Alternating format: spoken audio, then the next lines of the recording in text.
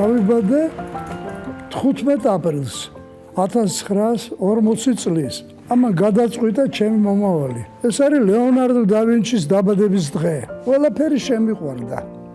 აი, ზუსტი მეცნიერება, ჰუმანიტარული ლექსი, ისტორია, ყველაფერი თანაბრად. მე ვარ გიორგი შვაცაბაია. მყავს 2 ქალიშვილი, ასე და 5 შვილიშვილი. მამა ჩემი დიდი სპორტსმენი იყო, უშველებელი. პირველი ქართველი რეკორდსმენი სიმაღლეზე ხტომის.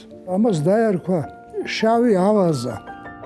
ნათელა შანიძე, გრებეშოკი ქვია, გაგრასთან, გაგრის წინ დავინახე და აი ახლა პირი რო დავაღე, მაშინაც აი ესე ვიყავი და ყველა გარშემო არანორმალური ბოტიჩელის დახატული ქალი დგას. წემსად არის დედამისი, დოლაბერიძე, ნონა. სის და ვითომ მკითხულობს და უყურებს ნათელას და ვინმე ხო არ მივა და რა. აი იქიდან დაიწყო რა დაიწყო არც ვიცი. ერთი ნახვით შეყვარება იყო? ერთი ნახვით ხდება ხოლმე, აბა. ჩირაღდანზე გითხარით, მშვიდობის ჩირაღდანზე. ოლიმპიაში, რომელსაც ქვია არხაია ოლიმპია, ღმერთების ქალაქია, სადაც დაიბადა ევროპის ცივილიზაცია ფაქტიურად. ოლიმპიაში, სადაც 2000 წელია, არაფერი დადგმულა კი არა, ქვის გადაადგილება არ შეიძლება. აი ესე შევიდა ოლიმპიაში. ლექსებსაც წერ სხვადასხვა და მე ვწერ წიგნს. წიგნი კი არა, მემუარებია რა ფაქტიურად. ნუ შიგადაშიგ ხანდახან, მაგრამ ამას ქვია ბედი და შეცდომები.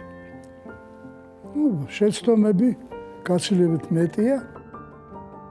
ადამიანს თუ უნდა მართლა იცოცხლოს და ივარჯიშოს. და მეც ახლა ხელი მაქვს და გეტყვით.